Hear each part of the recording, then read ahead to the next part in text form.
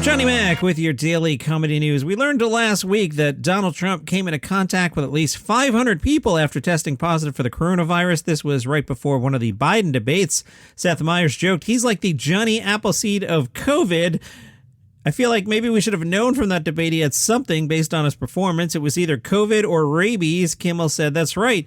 He could have knowingly infected hundreds of people with a deadly virus. You know, when you're a star, they let you do it. You can do anything. Kimmel. Trump took no precautions after testing positive. He didn't cancel events. He was maskless inside the White House and on Air Force One. It's almost like, you know, if you didn't know him better, it's almost like he doesn't care about others. Trevor Noah was on 60 Minutes this week. He said Jon Stewart had to talk him into hosting The Daily Show. When he was offered the host chair, Trevor said it would have meant taking a pay cut and giving up his life on the road. Jon Stewart talked him into it. Stewart said, I'm not offering you the glitz and glam of your life. I'm offering you a home for a while that I think you'll come to enjoy. Trevor said, that intrigued me. I was like, I've always wanted to have home. I've always wanted to belong. And so I thought, well, this could be the chance. 60 Minutes asked Trevor, did Dave Chappelle cross the line? His answer, yes, no. It immediately puts me in a position where I have to choose a side where I think that the matter is a lot more complex than that. I think everybody is defining the line for themselves. Leslie Stahl said, no, society defines the line. Trevor, you see, what you're saying now is you're saying society has decided, but America is clearly divided in that half of society's gone like, no, Dave Chappelle, we love what you said. We're sick of wokeness. We're sick of people being told what to say. We're sick of not knowing how to use the right pronoun. You're right, Dave Chappelle. So then if half of society is saying Dave Chappelle's right and half of society is saying that he's wrong, then that means there is no line. It means society is seeing the line from two different sides. And so that's why I say you can't say he crossed the line, because which side of the line are you looking at? That defines whether he crossed it or not. I haven't watched the interview, but I read the transcript and I posted a link on the Daily Comedy News Facebook group page. It reads kind of confrontational, like Leslie's just doing her thing and Trevor's like, I'm having no part of that. She asked him about who he dates and he just gave a feisty answer back. I might have to put eyes on it, but it didn't read comfortable at all. The Daily Beast talked about Louis C.K.'s newest special, which I have not seen yet because I'm a terrible host. The Beast writes, C.K.'s latest project relishes in the myth of cancellation that has become one of the most widely and incorrectly appropriated terms in the public lexicon in the Trump age. Sorry, currently available on CK's website, carries an overt smugness and unapologeticness throughout its hour-long runtime, from its ironic use of a giant sorry marquee sign in the background, to a 15-minute opening bit on pedophilia, to a closing rant on the feminization of straight men, in which he says the F-word several times with gleeful abandon. Like most of CK's goading comedy, he attempts to humorlessly rationalize and empathize with the most repulsive behavior. The Beast continues, this special is a noticeably less bitter and resentful performance than the mean-spirited sound bites from his comedy shows over the past 2 years. At his most acute, CK still manages to underscore the ridiculousness of our collective flaws as a species in a casually hilarious way that unfortunately made the writer chuckle a few times, writes the writer, including when he lampoons our apathy toward isolated tragedies that's recently been upended by a global pandemic or society's cruel treatment of fat people. However, like most straight male comics who think queer people have too many rights, he has to pit fat people against trans people, suggesting we're kinder to the latter group, as if those two groups cannot overlap. Additionally, he can never seem to flip the critical lens onto himself, only mentioning his past transgressions for a moment of pity by comparing his short-lived exile to being in quarantine. In sum, sorry is an indirect missive for those of us who care deeply about the issues and hope for a culture of accountability within the comedy space. CK takes shots at a lot of people over the course of an hour, but the joke is first and foremost on us. Again, I haven't seen it yet, but I did share a 6-minute clip on the Facebook group page, and I thought it was pretty funny. From TMZ, Jesse Scarola owns Atrium Stadium Cinemas on Staten Island. You know what that theater's known for? That's right, it was the site of Pete Davidson and Kim Kardashian's recent date night. Jesse says they rented out the theater. That makes a lot more sense. They wanted to watch House of Gucci. Scarola tells TMZ that Pete Davidson hits the spot at least once a month with friends, although it was a slightly different experience with Kim Kardashian, as her security team called ahead to make sure it was cool for the couple to enter through a side door, despite making a low-key entrance, writes TMZ. Scarola says Kim and Pete chatted with staff and fans like Pete Davidson usually does, and they even took pics with folks. Point is, we're told Kim Kardashian made an effort to get to know people at her boyfriend's neighborhood theater. Aww. Meanwhile, Pete and Miley Cyrus have announced some guests for their big New Year's Eve show on NBC. Guests include Brandy Carlisle, Billy Joel Armstrong, Saweetie, Anita with 2 T's, Jack Harlow, 24K Golden, Kitty Cash, who spells cash with a $sign where the S should be, and more to be announced at a later date. You know what I'm reading there? This show's not for me. I'm old. Who are these people?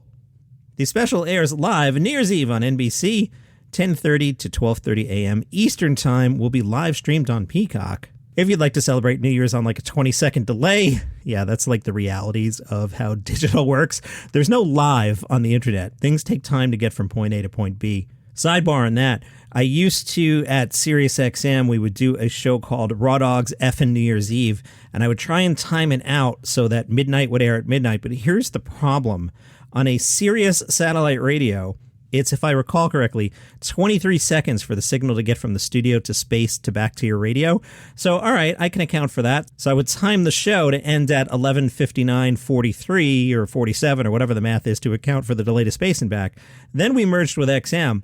XM has a different satellite system with a different amount of time, which was not the same as Sirius, so there was no way to coordinate that on both systems. Midnight would be at the same time. Then we added streaming, which had a totally different delay, so I was unable to celebrate midnight at midnight on my radio stations, to my great frustration, but I get it, and there are bigger problems in the world. Back to Pete Davidson, a quick stop at Gossip Corner. Elle Magazine points out, Pete Davidson spotted leaving the Four Seasons Hotel in Tribeca on Monday night, where Kim Kardashian was staying. Whoa. Pete strolled past the cameras with a huge grin on his face. Wonder what they were doing. Were they doing the ooh la la? Oh, when we were like 12, I had a friend who would refer to something as the ooh la la. We still make fun of him. From Deadline, Lorne Michaels could possibly, perhaps consider leaving Saturday Night Live after the 50th anniversary. This story is making the news a little bit, but Lorne is using the phrase consider. Here's an example of consider. I'm considering not going to trivia tonight because of Omicron. It doesn't mean I'm not going. It's just a thought that crossed my mind. I am considering it. Lorne Michaels told Gayle King that the 50th anniversary might be a really good time to leave. I think I'm committed to doing the show until its 50th anniversary, which is in 3 years. I'd like to see that through, and I have a feeling that'd be a really good time to leave. Can the show go on without him? I won't want the show to ever be bad. I care too deeply about it. It's been my life's work, so I'm going to do everything I can to see it carry on and carry on well. Who will replace him? Lorne says he has a good sense of where we're headed with that, but he wasn't going to talk about it, given that the 50th anniversary was 3 years away. Will he give the person's initials? Lorne said, yeah, no. From Complex, Trevor Moore from the Whitest Kids You Know, he passed away August 6th, following what was investigated as a suspected fall from the second-story balcony of his L.A. home. He is confirmed to have died in an accidental manner. Trevor Moore died at age 41 of blunt force head trauma after the fall in his backyard, per the L.A. County Medical Examiner coroner. TMZ reports that Trevor Moore's blood alcohol content was over the legal limit. Police told the outlet they found empty alcohol bottles at the scene. Today's Daily Comedy News is brought to you by Palace Intrigue. That's where you get your daily royal family news. Man, you got to feel bad for the Queen. She had to cancel Christmas. There's COVID. Did you hear about this? Poor Queen. She just wanted to have Christmas with the family over. The family's a colorful lot, by the way, but it is not happening. We'll keep you posted on the latest on Palace Intrigue, wherever you get your shows. It is trivia night. I'm not sure if I'm going or not with the Omicron. A little scared. But I kind of want to buy Glenn a beer. Or you could buy Glenn a beer by going to buymeacoffee.com/dailycomedynews. You can throw any amount in the tip jar, suggested amount $5. This is how you support the show. I probably should have mentioned that at the beginning. I'm not just randomly asking you to buy this dude you've never met a beer. He is pretty cool, though. But if you want to support the show, buymeacoffee.com/dailycomedynews. Throw a couple bucks in the tip jar, $5 suggested amount. If you throw $5 in today, I will take your $5, and I will buy Glenn at Trivia Night at the brewery 5/7 of a beer. Beer's not $5 anymore. I don't know what you think this is. Do you think it's the year 2000? Beer's more than $5, guys. But I will buy Glenn 5/7 of a beer and chip in the last $2 myself. Buymeacoffee.com/dailycomedynews. The Interrobang wants you to vote for Comedian of the Year. Their nominees are Ricky Velez, no. Nikki Glazer, no. Michael Che, no. Tim Dillon, maybe. Hassan Minhaj, Bo Burnham, no. Phoebe Robinson, no. Ali Wong, no. Nate Bargatze, maybe. Nick Kroll, no. I'm going to vote for Tim Dillon out of that bunch. And as I always mention when I say Tim Dillon's name, when he finally steps on the third rail, I'm going to deny I ever voted for him. I'm going to be like, what are you talking about? I voted for Nikki Glazer.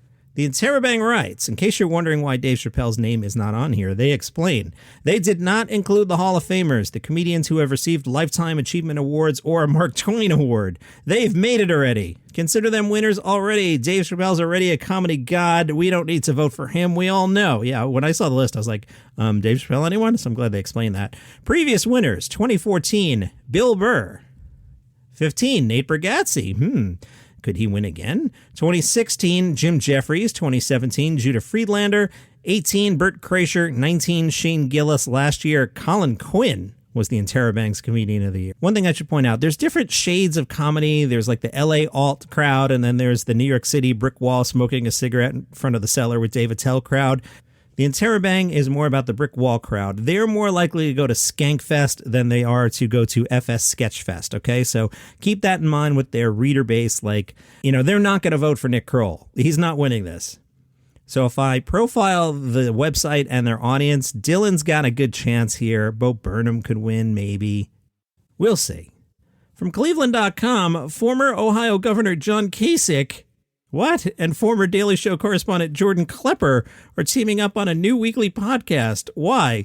Kasich and Klepper will share interests and seek common ground across a host of topics, all with an entertaining rapport and a flurry of jokes at each other's expense.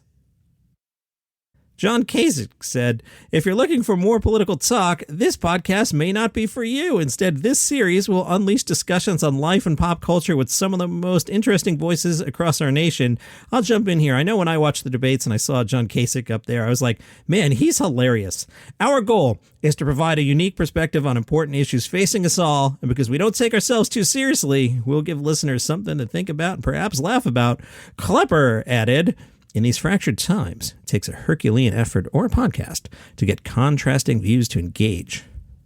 Although the governor may have different political beliefs and is 300 years older than I am, I look forward to finding that elusive common ground that has been deemed extinct by modern historians. In addition, I can't wait to talk with some inspiring guests who will hopefully challenge our assumptions and ultimately confirm that of the two hosts, I'm the superior interviewer. That's some good quotage there. I enjoyed that. Kasich and Klepper, coming out Thursdays in 2022. And from the Bangor Daily News, your home for comedy news, they put on our radar a video series called Welcome to Maine. That's how comedy partners Ian Stewart and James Theberge begin each of their Welcome to Maine videos. The pair then go on to explain a Maine cultural oddity or iconic location, studying copious facts with jokes about beer, weed, and Allen's coffee-flavored brandy. I guess that's some Maine humor there. What started out as a pandemic time killer has now grown into a recognizable and profitable Maine comedy brand with almost 20,000 social media followers, nearly 40 videos, and a new podcast. They even performed a sold-out live show in Bangor. Hey, comedian Bob Marley. He's a Maine-based comedian. You need to know that for my joke. Hey, comedian Bob Marley, they're coming for your corner. Stewart said, we put up that first video with the characters just on our own Facebook pages and it popped off. We thought we should make some more. Stewart is the taller of the pair and does most of the writing. He also directs and edits the pieces. Ironically, his character, Mark, does not speak. Looking a bit like a stoned Muppet, Mark only says one word, yep.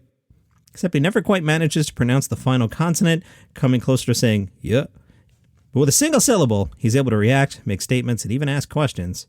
Stewart said, I wanted to free myself up to direct things, pay attention to what we were filming. I don't want to have to worry about lines. I shared one of their videos on the Facebook group page. Third mention today, Daily Comedy News Podcast group.